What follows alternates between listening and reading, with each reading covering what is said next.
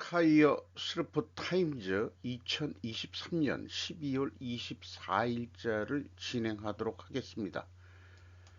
내용이 좋았다고 생각하시면 구독, 좋아요 부탁드리고 필요하시면 배속 보시기를 바랍니다. 준공을 주적으로 한다. 아주 그냥 대놓고 제목을 붙였습니다. 우측 상단에 있는 것은 문제를 어떻게 잘 표현하느냐가 문제 해결의 시발점이다 라고 해서 문제를 대립관계로 잘 표현해야 된다는 것을 다시 한번 학습하면서 이제 내년 4월 총선까지의 주요 주제들이 정치 얘기들이 많이 나올 것 같아요. 그래서 이 스루프 타임즈의 주제가 국가의 생존이 그 우선순위이기 때문에 기업의 이익과 국가의 이익, 국익 이런 거로 통합해서 얘기해도 뭐 안 될 건 없겠습니다. A가 목적인데 이 목적을 위하여서는 두 개의 필요 조건이 있습니다. 보수주의 정권을 유지해야 된다. 국가의 생존을 위하여는 어, 그 보수 정권 유지를 위해서는 반드시 중공을 주적으로 해야 된다. 왜냐하면이라고 이제 이 이유를 많이 좀 붙여야 될 게 많습니다. 한편으로 국가의 생존을 위해서는 진보주의 정권이 재집권해야 된다는 것이 지금 그 민주당을 옹호하고 있는 그런 국민들이 있으면 이거에 매우 찬성을 하겠죠. 진보주의 정권 재집권을 위하여는 반드시 중국의 정치 경제적으로 종속이 되어도 우리는 행복하다. 왜냐하면 라고 뭐라고 또 지들이 뭐 얘기할 게 있을 겁니다. 이와 같이 현재 우리의 문제는 중국을 주적으로 해야 된다는 생각을 가지고 있는 여기에서의 주적은 중공을 주적으로 한다면은 북한은 그냥 자동 따라 붙는 거라고 그렇게 이해를 하셔야 됩니다. 그것과 중국의 정치 경제적으로 종속이 돼도 좋다 하는 것은 상당한 대립과 대결 관계까지 간다. 이렇게 이제 우리의 현실적인 문제를 하나의 표로 이렇게 얘기할 수 있겠습니다. 또 하나는 국가의 생존을 위하여는 꼭 한 가지 문제만이 아니고 이걸 다르게 표현할 수도 있는데 자본주의 제도를 반드시 유지해야 된다. 자본주의 제도를 반드시 유지하기 위하여는 자유민주 체제의 정치 체제를 가져야 된다. 왜냐하면 이라고 또 많이 전문적인 얘기를 갖다 붙일 수 있을 겁니다. 한편 국가의 생존을 위하여는 반드시 부의 분배 제도가 확립되어 있어야 한다. 부의 분배 제도를 실행하기 위하여는 반드시 권위주의 공산당 체제를 수립해야 한다. 왜냐하면이라고 이를 붙여봤지만 말로 했을 때 부의 분배가 꼭 권위주의 공산당 체제, 요즘 독재라고 하면 싫어하기 때문에 이제 세계적으로 권위주의라고 다들 얘기하니까 독재를 여기에서 제가 가지고 있는 직관력은 뭐가 말이 안 될 것 같아요. 그러면 저는 이거를 부인하죠. 저는 같은 경우는. 그런데 중국 시진핑 엉아 입장에서는 요게 옳다고 느낄 거예요. 요렇게 지금 현재 우리의 문제를 두 가지로 이렇게 저는 압축을 좀 해봤습니다. 문제를 명확히 해야 된다 이거죠. 주저리 떠들지 말고 사람 혼란스럽게 만들지 말고 이렇게 얘기를 물꼬를 풀면서 좀 오늘 편집한 내용을 말씀을 드려보도록 하겠습니다. 우리에겐 자본주의 길밖에 없다가 사실인가? 라는 뉴스가 또 있습니다. 사카이 다카시라고 이 한자로는 주정이면은 술이 나오는 운물이라는 뜻인데 참 이상한 성씨도 가지고 있어요. 현대 비즈니스에서 보도된 내용입니다. 사회 운동에 뛰어든 반생 누구 하냐면 자기가 그렇다는 얘기가 아니고 노동자 계급의 부모를 둔 뉴욕 학생 데이비드 그레이버에 대한 젊은 그러니까 일찍 죽은 모양이에요. 이 사람이 그 1990년대 후반부터 0년대, 2000년대에 걸쳐 세계적으로 전개한 글로벌 저스티스 운동의 슬로건이 있다. 이런 게 있고요. 무역 자유화, 국내 규제 완화를 요구하고 있었다. 물론 희생되는 것은 그 사람의 특히 약한 입장에 있는 사람들이다. 그래서 그 제 기억도 나요. 시애틀에서 그 WTO 회의가 있었을 때 이제 반대 운동을 하는 사람들이 그때 많이 모였다. 얼마 안 된 얘기 같아요, 벌써. 그러니까 이제 그 21세기가 도래하는 그때였는데 미국이 그때는 무역 자유화를 그렇게 자기네들이 요구했어요. 근데 20년도 안 돼가지고 어떻게 됐죠? 20년도 안 돼가지고 미국 자국 우선주의로 바뀌었죠. 그래서 WTO 강요회의 개최지 시애틀에 전 세계인이 그때 몰렸었다. 뭐 이렇게 하면서 그때 그 이 WTO 무역 자유화의 반대 운동이 저스티스 운동이라고 했었는데 그런 게 있었나 저는 기억이 잘 안 납니다만은 이 데이비드 그레이버라는 사람이 부채를 인류사적으로 고찰한 장대한 저작을 냈답니다. 그리고 관료제 유토피아에서는 현대가 이미지와는 달리 인류사에 유례없는 전면적 관료제화 시대임을 선명하게 보여줬다. 이런 것들은 많이 회자가 됐죠. 관료제 사회, 국가의 주인이 누구냐? 국민이다. 거짓말하지 마세요. 제가 우리나라에서도 느껴도 국가의 주인은 공무원 같지, 지들은, 국민이 죽어 나가더라도, 예를 들어서 누가 손님이냐, 주인은, 자기가 국가 주인인 거죠. 국민은 들락날락해도 좋다라고 생각하고 있는 게 공무원, 들 아니겠느냐? 그게 관료제의 사회가 되는 거 아니냐? 어, 그러면은 여기에서 그러면 정치인은 어디에 해당하느냐 그러면 관료제 입장에서는 그 정권이야 지었다 나갔다 해서 들락날락하는 놈이니까 쟤네들은 주인이 아니다고 보고 지들이 주인이라고 보는 거죠. 그 공무원 사회 그 관료 그 아새끼들이 요게 이제 그 관리해줘 세라고 요즘 저도 그 피부로 느끼고 있는 겁니다만은 그래서 그레이버라는 참 그 내용을 보면은 제가 봐서는 참 순진한 것 같아요. 또 다른 길이 뭐냐 그러면은 아무도 폭력으로 복종하지 않고 대등하게 서로를 존중하며 살 수 있는 자유로운 세계, 그런 또 다른 세계는 가능하다는 것이다. 그래서 여기 제목은 자본주의 길밖에 없다가 반대가 공산주의가 아니라는 것만큼은 얘기를 하고 있어요.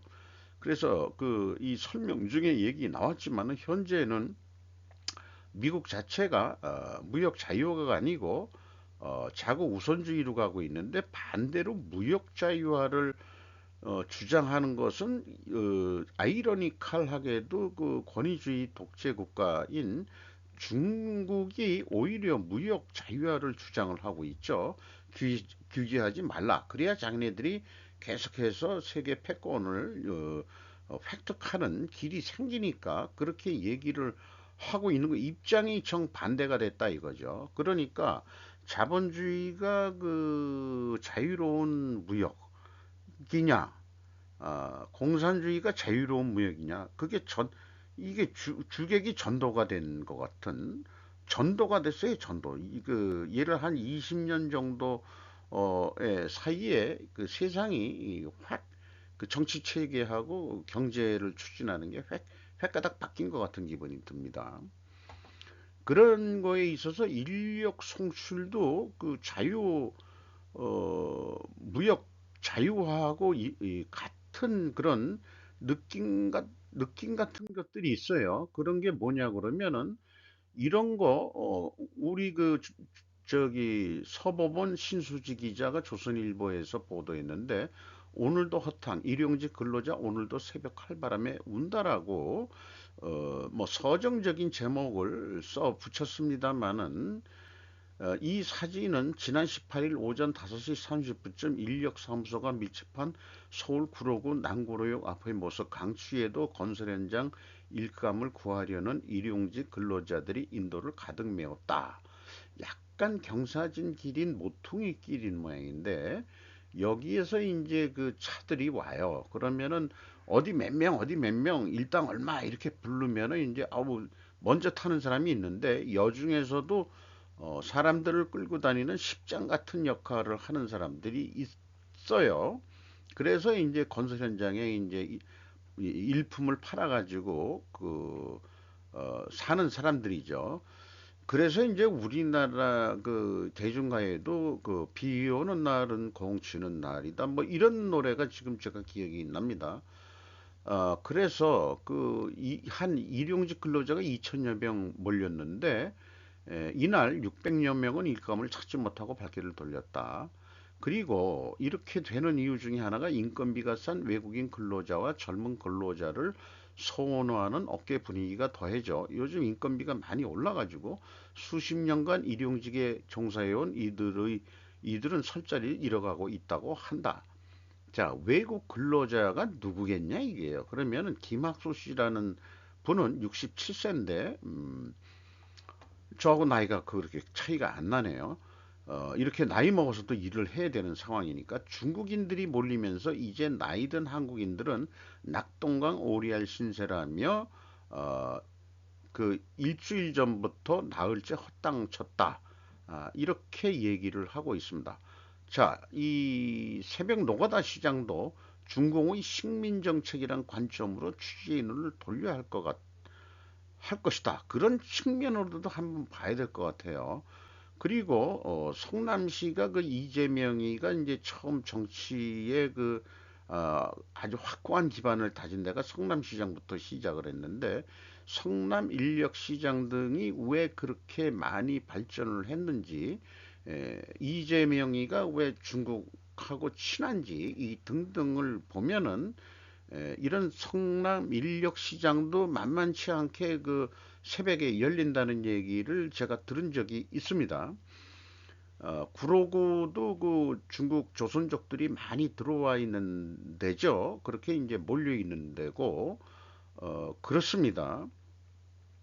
그런데 인력 시장이 이제 그런데 많이 형성이 되고 뭐 그렇다는 얘기인데 그 전에는 인력 시장이 서울 시내 어디 뭐 있었다는데 그게 젊었을 때 어디 기억이 나는데 잊어버렸어요. 사람 구하려면은 그 아침 어디 가면은 거기 이제 사람들 쭉 서 있다. 겨울철에는 그 장작 때우고 있으면서 이제 거기 일감 찾는다. 이런 얘기들이 있는데 미국 영화에도 가끔 그런 그 할 일 없는 사람들이 그 인력 시장에서 일감 하려고 그렇게 이제 쭉 모여 있는 그런 장소들의 영화가 또 있죠. 뭐 이런 형태인데 이거를 그 식민 정책이란 차원에서 한국을 나중에 주워 먹으려는 그런 측면으로도 한번 심각하게 고려해 볼 필요는 있다. 그래서 그런지 중국은 미국을 지배적인 세계 강국에서 찬탈하기 위해 2023년을 바쁘게 보냈다. 시진핑 엄마가 바쁘게 보낸 거죠. 마이클 리 폭스 뉴스.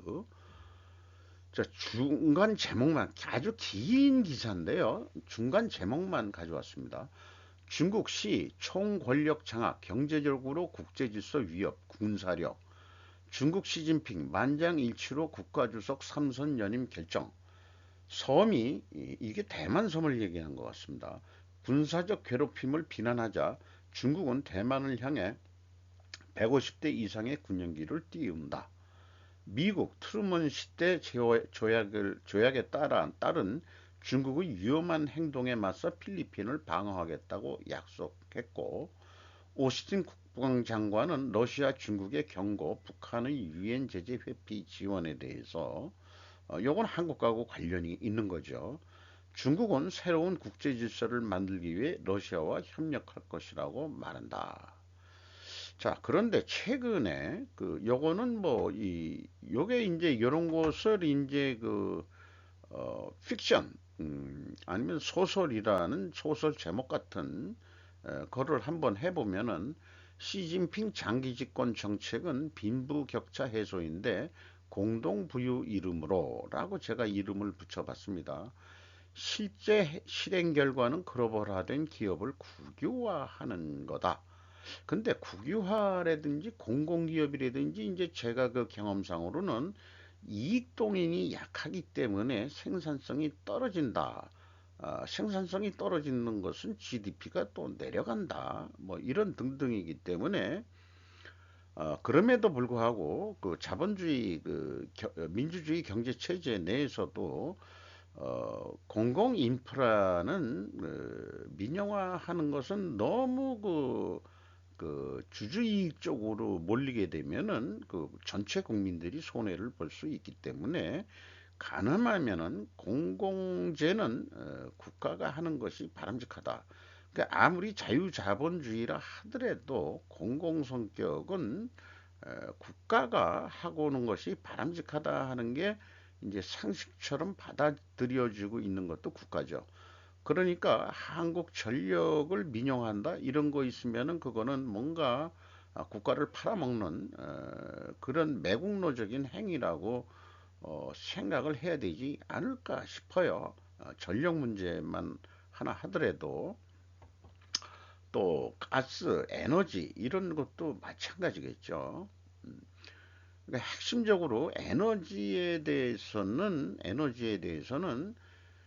국가가 관여를 해야 된다고 생각을 합니다. 어, 자, 뭐 더 다른 것도 있겠지만 글로벌 금융자본의 언더카바 또는 엑스맨이라고 그 진단해 보는 사람도 있습니다. 왜냐? 잘 나가는 그 글로벌화된 그 알리바바나 또는 뭐 다른 그 이 건설 경기의 헝다라든지 이런 데 다 무너지고 되고 국유화해 나가는 거 이런 걸 보면은 그런 거 아니냐. 그리고 이제 화해 같은 데는 예전에 그 중국 그 중공군 장군 출신이 그 만든 거기 때문에 사실은 그게 국가 기업이지. 화웨이가 무슨 민간 기업이라고 얘기할 수 없다는 거죠. 이런 등등이죠. 그래서 이제 당분간은 이제 중국하고 러시아하고 짝짝꿍이 되는데 옛날에는 그 소련 시절에는 소련의 힘이 더 셌던 것 같은데 최근에는 이 키 차이만큼이나 중국이 약간 더 세 보이는 것 같은 그러나 이제 자기들끼리는 그래도 협력은 해보자. 러시아가 그 우크라이나 침범하면서 그 틈을 이용해서 중국이 더 시진핑 엉아가 그 조금 더 힘이 세진 것 같은 그런 기분이 들어가요. 그래서 그 화웨이에 대해서도 나왔지만은 자기네들이 아무리 노력을 해도 7나노칩 성능 기대 이하 중반도체 자리면 불가능한 도전. 최유식 기자 조선일보에서 보도를 했는데 미 IT 전문지 테스트 결과 3년 전 나온 퀄컴 칩보다 성능 못하다. FT가 파이낸스 타임즈의 약자겠죠. 조단이 자금 쏟아부어 만들어냈지만 미 제재 속 반도체 자립 어렵다. 그래서 이제 뭐 중간 이런 그 제목들을 하고 불량률이 높다. 불량률이 70%라면 이게 제조업인지 아닌지 모르겠네요.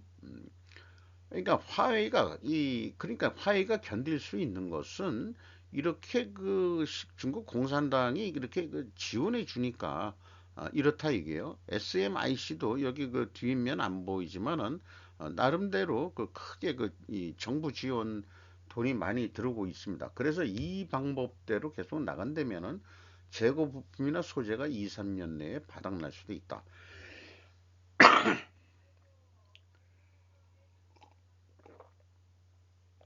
거기다가 2024년부터 미국과 네덜란드, 일본이 참여하는 대중 반도체 제재로 DUV 장비와 부품, 원자재 공급 등이 전면 중단됩니다. 그래서 미국이 제재를 풀지 않는 한 중국이 반도체 자립은 사실상 불가능한 도전이다. 한마디로 그 프라자 합의로 일본이 잃어버린 30년으로 미국한테 당했듯이 중국이 경제 발전했다고 좀 까부니까 결국은 미국이 제재를 들어가면은 세계 패권을 그냥 앉아서 안 당할 거는 뻔하잖아요. 패권을 가지고 있던 나라가. 그러니까 이제 미국이 트럼프 시대 때부터 이제 강력 제재를 들어가기 시작하니까 정권이 민주당이 됐든 공화당이 됐든 대외적으로는 어, 아메리카 퍼스트는 뭐 크게 변하지는 않을 겁니다. 그러니까 사실은 지금 이제 중국도 이제 이 일본처럼 잃어버린 30년 디플레이션 시대로 이제 가게 된다. 이런 얘기가 되겠고요. 거기에 중국 의존도가 높았던 한국 경제, 친중 세력들이 너무나 많았던 한국 경제도 동반해서 같이 디플레이션으로 지금 몰락하고 있는 중이라는 거, 이거를 국민들이 깨달아야 됩니다. 그렇기 때문에 아까 앞에는 중공은 주적이다라고 해서 이거 대어각성을 해야 된다. 이렇게 이제 제가 생각하는 거죠. 그래서 중국이 세계의 두뇌인 것은 지금까지다. 시진핑의 반지성주의로 조락이 시작된다. 요거 인용하는 것을 잊어버렸습니다. 이 일본판 아마 제 뭐 저건 나중에 하지만 이 일본 뉴스에요. 시진핑 국가주석의 반지성주의 아래 탈영어화와 교육 산업에 대한 통제가 강해지고 있어 중국이 세계의 두뇌로 남기는 어려워 보인다. 그래서 중국이 그동안의 영어 교육을 중시하는 등 해외 지식 흡수에 주력했지만 역전하고 있다. 전에만큼 출세 잘 살 수 있다는 중국 소설 료제지 이야기가 있고 거기에 나찰 하이시에 나오는 아베 나라로 전락하고 있다라고 JB 프레스에서 보도한 거군요. 후쿠시마 카오리 저널리스트가 그 이렇게 정리해서 한 건지 요거까지는 이제 이 후쿠시마 카오리라는 사람이 한 것 모양인데 최근 영국 조사회자 클레리 베이트의 조사에 따르면 논문 인용 횟수가 중국 과학원이 이 하버드를 제치고 1위를 차지해 가지고 이렇게 잘 나갔는데 근데 이제 문제는 최근에 중국 과학원 연구원에 대한 이 급여 지급이 지연되고 있고 중점 대학을 나와 머리가 좋으면 높은 임금의 취업을 얻어 풍요롭고 문명적인 삶이 약속되는 그런 가치관, 상식이 시진핑 체제대로 크게 무너졌다는 증거라는 말을 들었다고 한다. 시진핑의 반지성주의, 우리 과외 못하고 우리나라도 과외 못하게 한 적이 있죠. 음, 뭔가 그렇게 해가지고 이런 교육 개혁을 해가지고 그래서 이제 학원을 하고 뭐 이런 사람들이 다 망하고 근데 우리나라도 그랬다가 다시 살아났죠. 그래서 유명 대학을 나온 명물 강사들의 이런 사람들이 홈쇼핑 등에서 물건 파는 토크나 하는 전세로 전락할 줄이야라고 그렇게 얘기를 하고 있고요. 대학에서 퍼지기 시작한 탈영어화 이렇게 얘기를 하고 중국이 수십 년간 영어 실력을 중시하고 기술 습득을 하자 뭐 이렇게 했는데 그때 등소평 시대 때부터 그렇게 국가 전략을 했는데 시진핑 엉아가 집권을 하면서 이제 중화 제일주의로 나가기 때문에 이제 영어도 어, 영어 간판도 이제 중국말로 다 바꿔야 할 것 같다. 우리 한글 전형화 하듯이 그렇게 될 것 같은데 우리나라 간판도 한글 전형화할 때 꽤 많이 한글 전형화로 했다가 동시에 이제 영어도 요즘에 다시 또 이렇게 간판이 올라오고 있죠. 또 영어 안 쓰면은 뭔가 좀 이렇게 좀 꿀리는 것 같은 그런 심리가 잡았죠. 그래서 근데 사실 지금 중국의 한자 발음을 옛날에 뭐로 했다 그러는데 전문 어학자가 얘기하는데 중국이 이 근대화 되면서 발음을 영어로 기초를 만들었단 말이에요. 음? 그거 자기네들 발음 기호 자체를 영어로 만든 애들이 영어를 안 하겠다고? 웃기는 애들이네. 좌우간 그 문자 때문에 걔네들은 망할 거예요. 한자 때문에 망할 것 같아, 내 생각에는. 이제 옛날에는 어땠는지 모르지만은 영어 대신 시진핑 사상교육, 애국교육, 안전교육에서 가끔 이제 일본이나 구미가 악의 권하처럼 가르치고 있고, 그 가치관에 대한 비판이나 스파이에 대한 경계감 등도 인쇄되는 경우가 있는 것 같다. 이런 나라에 이제 그 어떻게 관광을 가갔느냐 이건 얘기요. 그 중국은 전민 약지 시대, 약지 시대라는 게 저뇌 백치 시대라고 표현을 하고 있습니다. 싱가포르대 동남아 연구소 장 정연연이라는 사람이 이 사람도 아마 중국계일 것 같죠. 지식이 발달하려면은 백가쟁명, 자유로운 논의는 지식 발전의 필수 조건이다. 당장 이런 환경은 나날이 어려워져 지식 얻기에 매우 불리해지고 있다. 이렇게 얘기를 하고 있고, 최근 3년간 폭탄 발언을 하는 경제 전문가가 줄을 잇고 있는데, 혹자는 주목받기 위해서, 그리고 어떤 것은 시진핑을 깨우기 위해서 농업세 부활을 제한한 장첩, 저소득층 빈집 제공을 호소한 허헌춘이라는 학자, 농민들에게 도시 지역에 집을 사게 하고 차를 몰고 농지로 가는 스타일을 제창한 둥번, 최근에는 종신 근로제를 주창하는 야오 위둥, 육아곤란 가정은 친척 친구가 지원해야 한다고 제창한 정병문, 이런 전문가들은 모두 유명 대학교 졸업이고 연구원 소속의 지도적 위치에 있는 고위급 학자들이지만, 그들은 더 이상 진실을 말할 용기도 없고 가장 기본적인 인정도 결연되어 있다라고 진단을 하고 있습니다. 시진핑 정권 들어 이런 양심적 지식인들은 숙청되거나 스스로 입을 다물고 보신에 나서면서 격감하고 말았다. 홍위병적 단순 민족주의자들이 양산됐다. 혹은 중국의 현주소와 미래의 절망에 탐핑 누워 누운 쭉 뻗은 사진들, 주의를 결정하는 절민들이 늘고 있는 상황이다.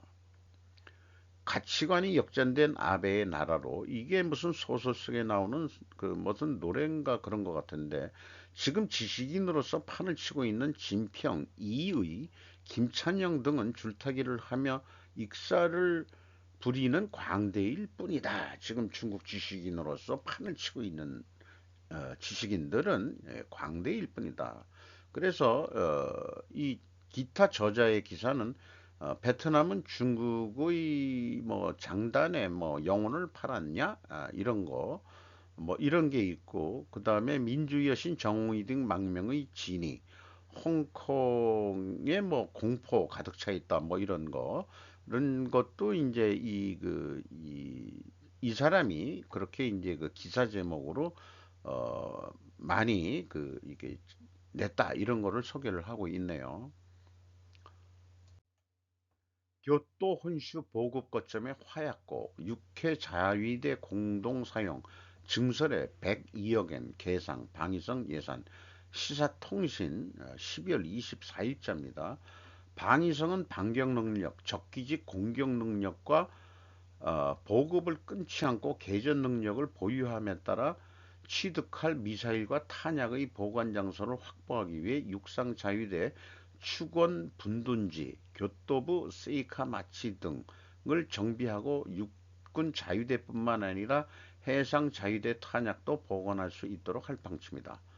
정부 관계자에 대한 취재로 알았다. 밝힐 때까지만 밝히겠다, 그런 얘기인 것 같은데, 좌우간 8동을 증설하는데 설계 공사비가 102억엔을 계상한다. 안보 산문서에 근거한 개별 화약고 정비 예산액으로는 지금까지 최고다.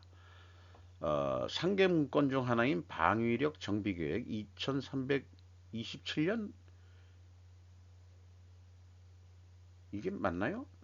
2023년에서 23년에서 27년도 사이 이 4년간은 적의 사정권 밖에서 공격할 수 있는 장사정 미사일 정비의 종전계획의 25회 25회인 5조엔을 투입하고 탄약 유도탄금도 2배인 2조엔어치를 취득한다라고도 소개를 하고 있습니다.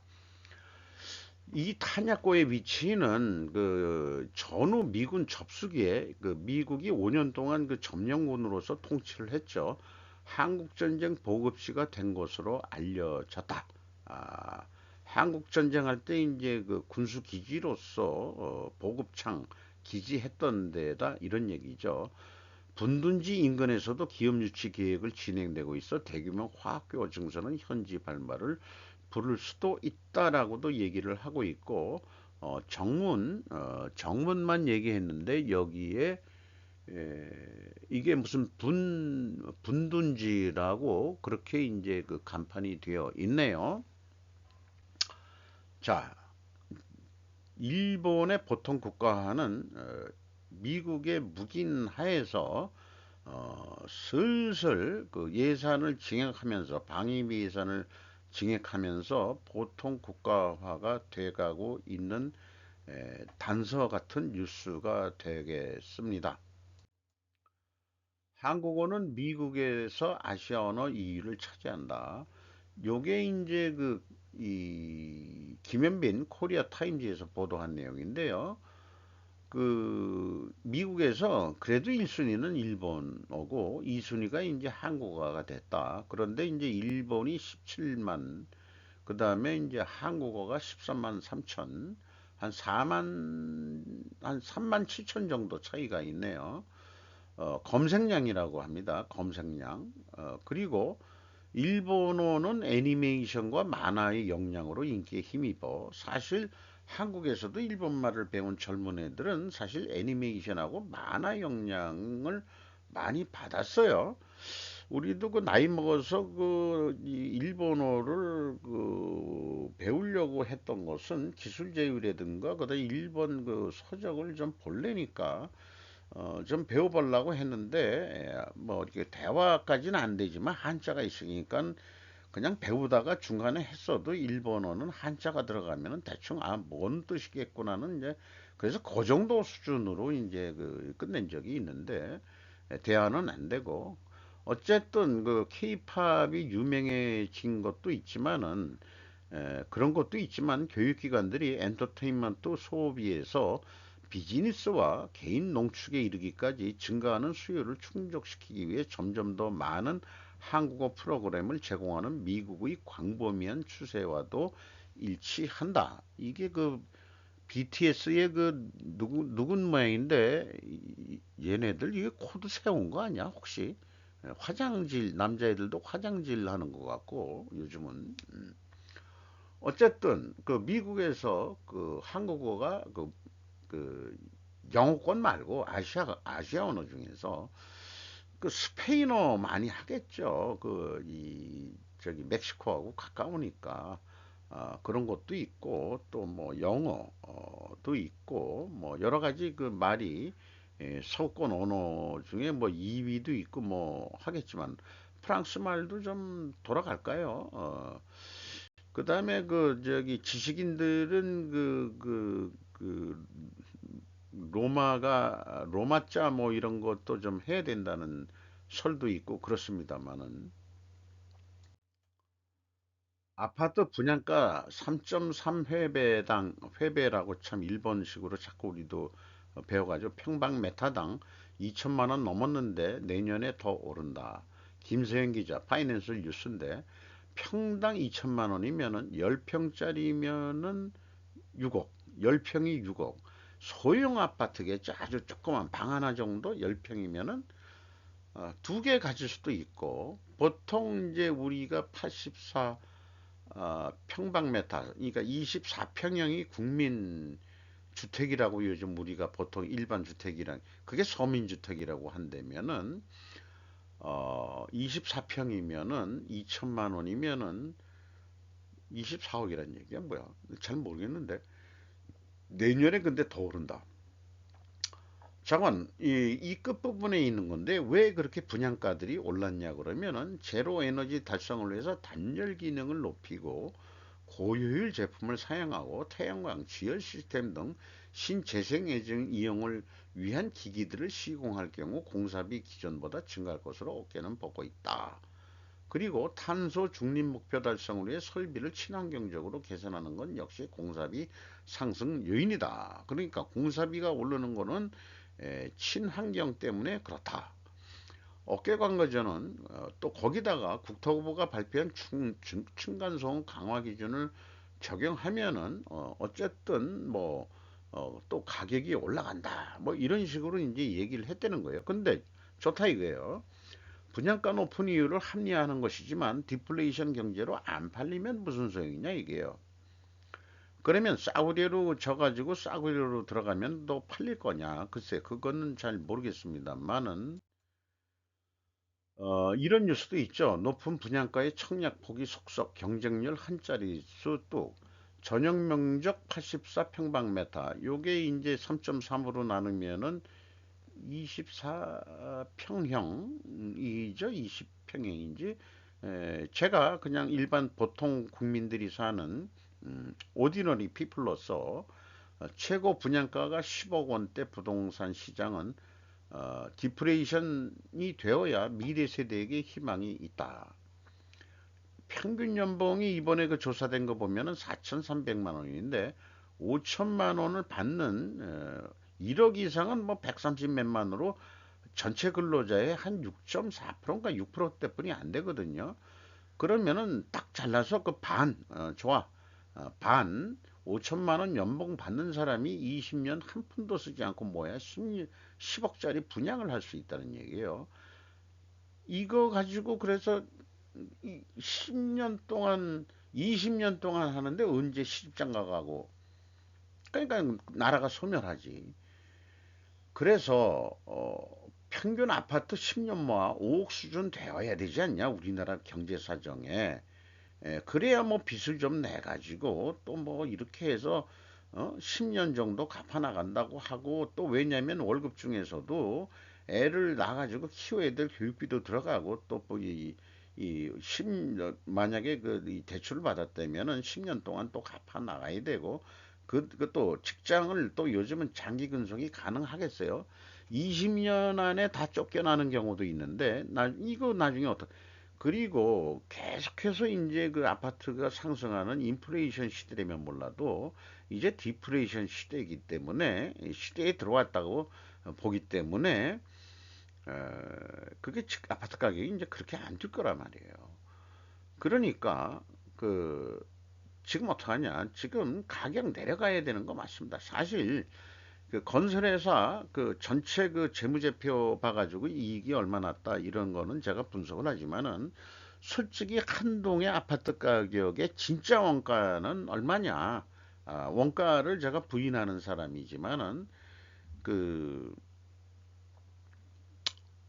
저 뭐 시장 가격에 의해서 이제 판매 가격은 결정된다고 본다 하더라도 어 시- 원가가 나는 예를 들어서 10억 분양한다 그래도 5억도 안 들어갈 것 같은데 내 생각에는 직접 본인이 집을 접으면 알아요. 그렇게 생각을 합니다. 전문가들은 당분간 집값이 하락세를 벗어나기 어려울 것으로 전망한다. 계속 내리기를 바랍니다. 다른 건 몰라도 우리나라 경제가 그 계속 잃어버린 30년이 되더라도 집값은 내려가야 된다고 저는 믿는 사람 중에 합니다. 그런데 그렇게 이제 그 부동산 경기가 안 좋은 상황 속에서도 심해지는 아파트 고급화 경쟁. 서민이 갈 아파트가 없다. 물음표는 제가 붙였어요. 황제전기사 동아일보인데 갈수록 심해지는 아파트 단지 고급화 경쟁. IMF가 도화선되고 금융위기가 판 키웠다. 그 오래된 역사네요. 팬데믹 우려와 고령화의 고급화 경쟁 계속될 듯. 고분양가 빌미, 관리비 부담 증가 등 부작용도 있다. 1991년 제도도의 의무시설 이외 최대 38개까지 뭔가 시설에 그런 게 들어와 있다는 얘기고 차별화 어려운 아파트 상품의 마케팅 수단에 대해서도 뭐 언급을 하는 것 같고 주민공동시설 30% 이상 2년 넘게 방치하기도 했다. 여기에 한국토지주택공사 LH를 공공임대주택 공급을 전담하는 물음표를 또 제가 붙였는데 이런 분위기의 가세 경기 과천 지식정보타운에서 다음 달 내년 1월 입주 예정인 통합 공공임대주택 시범단지의 무형 영국인 등 공연 관람이 가능한 문화공간, 아동 돌봄 시설, 바리스타존 등을 배치했다. 요게 거기가라는 얘기는 아니고요. 이건 강남에 위치한 어디 고급 아파트 전경을 이게 저기 어디 저기 쪽 같은데 이 잠실 운동장 있는 쪽에 그런 데 있는 것 같거든요. 어쨌든 제 생각에는 LH 공사가 잘못한 게 있다 그러면은 무조건 임대주택을 줬어야 된다. 싸게. 그렇게 저는 생각을 합니다. 잘못된 정책, 어, 주택 정책 아파트였다고 생각을 하고요. 자, 하이트질로 이어서 한라산 대선 등 지역 소득도 출고가 인하했다. 김은영 기자 조선비즈인데 어쨌든 어디죠? 이 롯데 칠성이 소주값 올리려다가 개망신당했고 정부한테 아마 찍혔을 거예요. 뭘 모르고 그 담당자는 아마 난 쫓겨났을 것 같은 기분이 들어가는데 어쨌든 선제적으로 이제 그 가격을 내년부터 원래 이 세금을 줄여줘 가지고 출고가를 내리게 해줄 수 있다고 했는데 선제적으로 먼저 판매 전부터 그냥 미리 내리겠다 이렇게 해가지고 했는데 이 조선비즈 김은영 기자가 취재한 데는 제일 중요한 하이트 진로 그런 출고 가격이 얼마인데 그거를 취재한 게 없어요. 그런데 한라산은 여기서 왜 나와? 한라산 오리지널이 1227원, 1116원. 그러면은 하이트 진로 참이슬은 얼마인데 이걸 모르겠어요. 그 몇 프로 내리는 건데 그래서 검색을 해보니까 내년 1월부터 소주 공장 출고 가격 10.6% 인하된다. 참이슬 뉴스품이란 데서 이런 쪽이 기사 능력이 더 좋네요. 이거는 뭐 회사 일만 했지 잠깐 아니 개인적인 비판은 좀 차지하고 그래서 참이슬이 1247원이었는데 요게 1115원으로 내린다 이게 132원이 그게 10.6%다 이 말이에요. 이렇게 좀 알려줘야지. 그러면 옛날에 우리 1,000원 아니 100원 오르면은 소매 가격이 1,000원 올렸다. 강남은 근데 이 친구들이 2,000원 올려서 지금 6,000원 받아 처먹고 있거든. 근데 좋다 이게요. 인프레 시대 때는 그거 월급도 오르고 그러니까 담배값도 오르고 다 했으니까 좋아 좋아 그냥 먹어줘 이렇게 해서 돼서 이 자영업자 식당 하시는 분들도 인플레이션 세대에 세뇌되어 있는데 지금 우리나라 경제가 지금 안 좋다 안 좋다고 한다 그러면 그거 가격 올리면 안 되지. 일단 132원 정도 내린다 그러면 최하 1,000원은 다시 내려야 될 겁니다. 강남에서도. 그렇지 않은 데는 가면 안 되죠. 식당을 거기 가면 안 되고 팔아줘서는 안 된다고 생각을 합니다. 그래야 다시 경제가 그래도 좀 돌아갈 거 아니냐. 저는 그렇게 생각하는데. 그런데, 아니, 그건 좋은데요. 우리가 그것 때문에 가격 올린 건 아니에요. 음식값도 올렸잖아요. 아니, 그 전 정부가 최저인건비 그렇게 올려놓고, 우리 보고 어떡하란 얘기냐. 뭘 남아야 장사할 거 아니냐. 그러니까, 사람 인건비 쓰는데, 아무리 싸다 그래도 조선족 인건비 그렇게 많이 올라가지고, 잠깐 조선족이든 외국인이든 우리나라가 너무나 훌륭한 나라가 돼서 외국인들도 최저인건비를 줘야 된다고 법으로 강제적으로 하니까 더 싸게 주지도 못하고 그러니까 가격을 그러니까 그러면 다 같이 망하자는 얘기 아닙니까? 응? 최저 인건비 최저임금 올린다는 게 그래서 그러면 그러니까 일본 같은 경우 가서 보면은 그 최저임금제가 중앙도시, 지방도시 또 지역에 따라서 또 조금씩 다릅니다. 보면은 현실적으로. 근데 우리나라는 아주 전국의 복지 사회주의 시진핑 어처럼 공동부유를 원하는 건지 어떤 건지 모르겠지만은 전국 일원으로 최저임금을 뭐 똑같이 적용시켜 준다. 지금 그거 그렇게 안 하면 이제 불법이 돼가지고 이제 고용주가 이제 처벌을 받고 또 이런 일이 일어나겠죠. 그러니까 울며 겨자 먹기로 외국인 그 근로자들한테도 똑같은 임금을 줘야 된다. 그러면 뭐 때문에 그 말도 안 통하는데 외국인 근로자 쓰느냐 이런 얘기가 또 나오겠습니다만은 아니 힘든 일, 3든 일 안 하고 젊은 애들이 인구도 없고 그러니까 외국인 쓰는 거지. 그러면 싼 맛에 써야 되는데 싼 맛이 아니고 인권 존중하고 그다음에 이제 뭐 하라고 해가지고 최저임금을 올렸죠. 그래서 그런 이유를 들어가지고 음식값 올렸시다. 그리고 소주값 올렸시다. 기름값 올랐죠. 안 올릴 수 없잖아요. 좋다 이게야. 올리는데 그러면은 경제가 안 좋아서 손님이 안 오면 어차피 망하는 거 아니에요. 그럼 안 망하려면 어떡할 거냐. 이런 거를 연구를 해야지. 이게 기업에 해당하는 얘기입니다. 기업에 해당하는 얘기. 예, 그래서 이제 원가 회계 이런 거를 다시 한번 좀 생각해 보자. 원가 얘기하지 마라. 그러니까 그렇게 얘기를 해야 될 것 같아요. 자, 지금 얘기는 시간이 좀 걸렸습니다만은 어, 이 계속 스루프 타임즈를 하다 보니까 유명 어떤 전문가님들도 사회인문과학이라고 얘기하지만은 어떤 그 주제에 대해서 논할 때 저도 지금 스루프 타임즈는 지금 제가 소개하는 방법까지는 하질 못합니다. 수준이. 근데 정치 외교 사회 문제를 원인 결과 논리로 좀 설명하는 그런 거를 우리가 한번 개척해 봐야 되지 않을까 생각을 합니다. 근데 일반적으로 전문가들이 하는 것은 분류들을 잘 하세요. 그래가지고 그 많은 수많은 정보 더미에서 어떤 질서를 부여하고 그러나 그것도 사소한 과업은 아니며 분명히 시간과 노력이 소요됩니다. 어떤 질서를 부여하는데 각종 모은 정보가 그래서 이리저리 국내에서 어떤 예외 규칙을 만들어내기도 하면서 정리를 끝내는데 이것이 분류다. 이것을 다른 표현으로는 조사라고 한다. 그리고 이 조사된 그 데이터들을 상관관계 수립 역량이 있어가지고 거기에서 어떤 패턴 유형이나 공통적인 주제를 찾아내가지고 또 전문가들이 우리들한테 소개를 해주고 있어요. 그런데 그렇게 그 설명하는 거에 두 가지 문제가 있어요. 이게 혹시 상관관계해서 야, 이 이재명이가 그 저기 그 이 쓰레기 소각장에 그 저기 그 추진하는 주범 아니냐라고 얘기를 그렇게 그 상관관계로 결론을 냈다 그러면은 우연성의 의구심이 들어갈 수 있고요.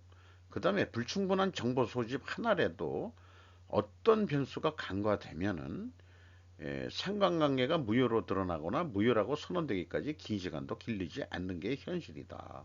이런 위험성이 있기 때문에 현재의 그 어떤 그 전문가들이 얘기하는 거에 그렇게 반대 일이 일어나고 상관관계는 이해관계가 있는 적재자들에게 인격 모독적 인성 공격을 수없이 당하고 힘이 없는 수모를 당한 사람들은 그런 언론 무대에서 이 사라져버리게 만드는 그런 그 작업들을 하는 그런 전쟁들이 일어나죠. 그래서 대부분의 실험이 상관관계의 유효성을 증명하겠지만 그렇게 하는데 노력의 낭비가 많을 것이다. 정신적 소모도 많고 그다음에 아주 그 정신 안정이 무너지는 경우까지 생기지 않겠냐 이렇게 생각합니다. 그런데 불행하게도 이 상관관계는 원인과 결과의 단계를 촉발하지 않는다는 게 문제가 있다는 거예요. 그래서 우리는 왜라는 질문을 해야 된다.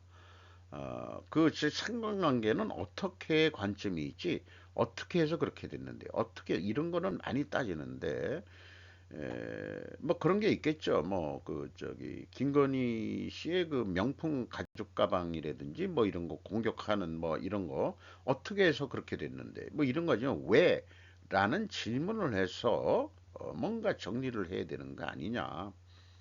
뭐 잘못된 비유인지는 모르겠습니다만은, 그래서 우리가 이런 그 사회, 정치, 문화, 경제 이런 부분도 결과, 원인, 결과의 과학적 사고방식으로 접근해 보자. 왜냐? 인간이 자연의 산물이고 자연과학이라고 한다면은, 과학이란 게 원인, 인과관계가로 설명이 돼야 되는데, 자연의 산물이 만들어낸 우리가 살아가는 사회가 왜 과학이 적용이 안 돼야 되느냐 이거예요. 그러니까 어, 어떤 시사 문제라든지 뭐가 얘기하고 또 정치적인 이슈를 얘기할 때 인과관계로 표현할 수 있는 전문가들이 우리는 양성을 해야 되지 않을까. 그러니까 또 그렇게 또 연습을 해야 되지 않을까. 이렇게 됩니다. 무엇 때문에 이 결과가 존재하게 되었을까라고 순진한 애처럼 why, 왜 이 결과가 나왔어요? 그 원인을 설명해 주세요. 라고 하는 그런 것들이 좀 우리가 해야 되지 않겠냐 이게요. 생각해낸 원인이 유효하다면 이 원인이 반드시 설명해야 할 현실에서의 또 다른 결과도 찾아내야 된다. 하나만 그런 게 아니고 그 원인은 가정일 수 있거든요. 증거는 없이 우선은 그 원인이 뭘 거야라고 가정을 합니다. 그러면 그 증거를 찾아야 돼요. 그리고 또 다른 결과는 또 뭐가 있겠냐 이게. 원인은 찾았는데 그거로 그러면 어떤 결과가 또 나오지? 다른 결과도 필히 찾아야 된다 이게요. 그 결과는 당초의 것과 성격상 달라야 하며 이 당초의 것은 이 결과. 그래서 다른 결과도 찾아야 된다 이런 얘기예요. 그래야만 이것이 증명이 확실히 된다. 가정들은 그럼에도 불구하고 여전히 반증될 수 있습니다. 설명될 수 없는 하나의 현상은 가정을 거짓으로 만들긴 하지만은 원인을 유효성이 손상되는 것은 아니다. 왜 그러냐? 그러면 뉴턴의 그 법칙이 아인슈타인의 상대성 이론이 나왔다고 해서 거짓이었냐? 그건 아니잖아요. 그건 아니다 이게요. 거기까진 얘기하자면 범위가 넓어진 거죠. 네, 이렇게 생각하는데 원인이 인격 모독 그럼에도 불구하고 원인이 인격 모독적 인신 공격적으로 찾아졌다면 그 원인은 원인으로서 포기해야 될 것이다. 이게 휴머니즘 쪽에서 원인이 이런 것까지 그 인간이 원래 그게 나쁜 새끼야 라고까지 나오면은 거기서 그냥 원인으로서 포기하자. 그건 아주 그냥 음, 아주 그냥 제거 대상이지. 그러니까 차라리 제거를 하든지 아니면은 뭘 풀어빌 생각을 하지 말자. 이런 뜻 아니겠냐. 그래서 사람이 직관은 어디서 나오느냐. 이게 인투이션이 직관인데 그 근거가 나름대로 이거 하나만 하더라도 뭐 수십 시간이 들어서 연구하고 또 발표하고 그 다음에 이제 얘기를 해야 될 거지만은 논리적 사고 방식을 제가 지금 얘기하고 있죠. 그러면 그 논리적 사고도 감성에 영향을 미칩니다. 이 감성은 어, 직관에 영향을 미칩니다. 우리 동양 사람이 직관이 심하다고 한다면은 좋다고 그러면은 이 직관을 이용해서 우리는 논리 발전을 더 잘할 수 있을 거예요. 이 논리 발전을 더 잘하면은 감성에도 좋은 영향을 줄 겁니다. 이 좋은 영향을 받은 이 감성은 또 직관에 또 영향을 줄 거라고 생각을 합니다. 이 사고 방식들이 어떤 문제에 대해서 접근하는 그런 분위기들이 많이 형성되기를 저는 바라면서 오늘 좀 길었지만은 마치도록 하겠습니다.